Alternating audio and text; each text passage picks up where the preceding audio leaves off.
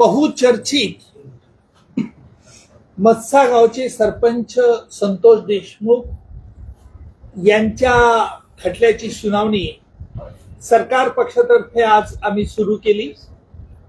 जवळजवळ आज पहिल्या युक्तिवादात 1 तासामध्ये मी न्यायालयाला विवेचन केलं आणि न्यायालयाला स्पष्ट कल्पना दिली की मत्साजोगचे सरपंच संतोष देशमुख यांचा खून हा एका मोठ्या कटाचा परिपाक आहे आणि हा कट कसा होत गेला, कसा शिजला हे तारखेप्रमाणे न्यायालयाला सांगितलं।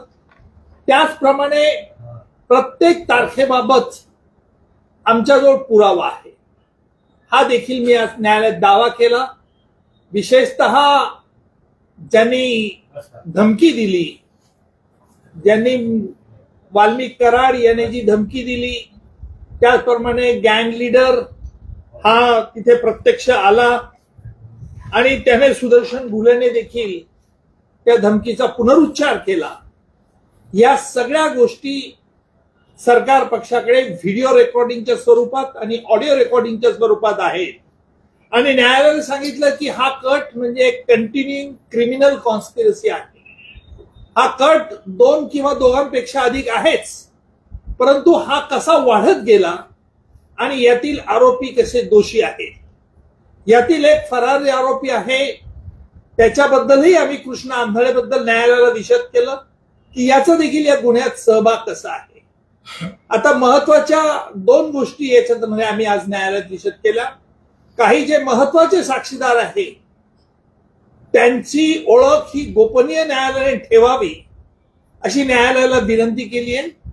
दुसरा एक अर्ज आम्ही आज न्यायालयात दिला की यातील काही लोकांची प्रॉपर्टी जी आहे ती प्रॉपर्टी या संघटित गुन्हेगारी कायद्याखाली देखील जप्त करावी अशी न्यायालयाला आज विनंती केली। त्यानुसार न्यायालयात आम्ही आज अर्ज केलेले आहे।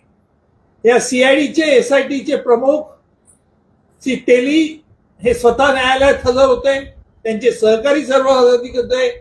माझे सहकारी ऍडव्होकेट बाळासाहेब कोल्हे यांनी सगळ्या कागदपत्रांची पूर्तता, जे आरोपींना काही जे कागद हवे होते ते कागदपत्रांची पूर्तता केली। आमच्याकडे असलेल्या उपलब्ध पुराव्यानुसार ही घटना 8 ऑक्टोबर 2024 पासून तर शेवटी म्हणजे ज्या वेळेला 9 जानेवारीला यांचा मत्साजोगचे सरपंच 9 डिसेंबर 2024 ला यांचा ज्यावेळेला निघून खून झाला त्यापर्यंत या घटनेची मालिका ही आम्ही न्यायालयात विशद केली आणि तसंच न्यायालयाला स्पष्ट केलं की प्रत्येक घटनेच्या तारखेविषयी आमचा जो पुरावा आहे, यातील संघटित गुन्हेगारी ही कशी फोफावली गेली आणि यातला म्होरक्या जो गँग लीडर सुदर्शन घुले आहे हा मुख्य आरोपी जो वाल्मिक कराड याच्या म्हणण्यानुसार कसा वागत होता हे देखील आज न्यायालयात आम्ही स्पष्ट केलेलं आहे। आरोपींना सगळी कागदपत्र त्यांना जी हवी होती ती देण्यात आलेली आहेत आणि तसंच याचे पुढची स्टेप म्हणजे 10 एप्रिल ही तारीख ठेवली आहे। 10 एप्रिलला आरोपी तर्फे आम्ही कोर्टाला एक चार्ज देऊ की न्यायालयाने यांच्यावर कोणकोणते गुन्हे हे करावेत, चार्ज फ्रेम करावा अशा तऱ्हेचा आम्ही विनंती अर्ज देखील 10 एप्रिलला कोर्टात देणार आहोत।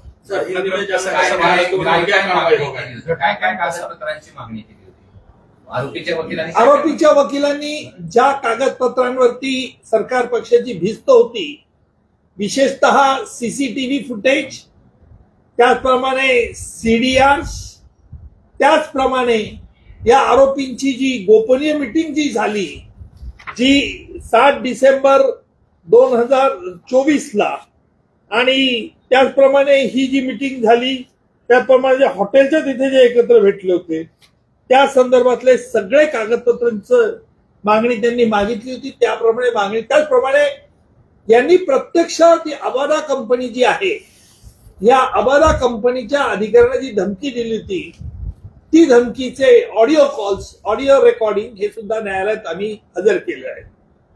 अबादा कंपनी ही मत्साजोग पासून साधारणतः 1.5 किलोमीटर अंतरावरती आहे आणि या कंपनीने जवळजवळ 30 एकर ही मत्स्योद्योग मधील जमीन संपादित केलेली आहे. त्यांनी तिथे स्टोअर यार्ड म्हणून ते वापरत होते आणि त्या बदल्यात ही आबादा एनर्जी प्रायव्हेट कंपनी जी आहे ही त्या शेतकऱ्यांच्या ज्यांच्या जमिनी त्यांनी ताब्यात घेतल्या कराराने त्यांच्या प्रत्येक मुलाला तिथे नोकरी देणार होते आणि महिना 50,000 वर्षाला 50,000 रुपये द्यायचं कबूल केलं तर त्यानुसार ते देत होते. त्यामुळे जी 6 डिसेंबरला जी अहमदाबादची कंपनी बंद करावी म्हणून सुदर्शन घुले हा त्याच्या मित्रांना गँगच्या लोकांना घेऊन आला. त्याला या ग्रामस्थांनी विरोध केला. कारण असं आहे की त्यावेळेला ही देखील संतोष देशमुखांना मत्स्योद्योगचे सरपंच देशमुखांना ही बातमी फोनने कळवण्यात आली होती आणि म्हणून मत्स्योद्योगचे सरपंच त्या क्षणी तिथे गेले आणि त्यांनी या आरोपींना विनंती केली. आरोपींना पोलिसांनी त्यावेळेला 3 आरोपींना पोलिसांनी अटक देखील केली होती आणि मग त्याच्यानंतर घडलेलं सगळं हकीकत आपल्या समोर आहे. आरोपी व्हिडिओ कॉन्फरन्सिंगद्वारे होते, त्यांच्या म्हणण्याबाबत आज काही ग्राह्य धरलं जात नाही. आज आरोपींच्या वकिलांनी आम्हाला कागदपत्र द्या, तुम्ही खटला सुरू करू नका, कारण आम्हाला कागदपत्र दिल्याशिवाय तुम्हाला खटला सुरू करता येत नाही अशी त्यांनी विनंती केली होती. न्यायालयात मी जो नवीन भारतीय नागरिक संरक्षण संहिता याच्यातील कलम 249 न्यायालयाला वाचून दाखवलं.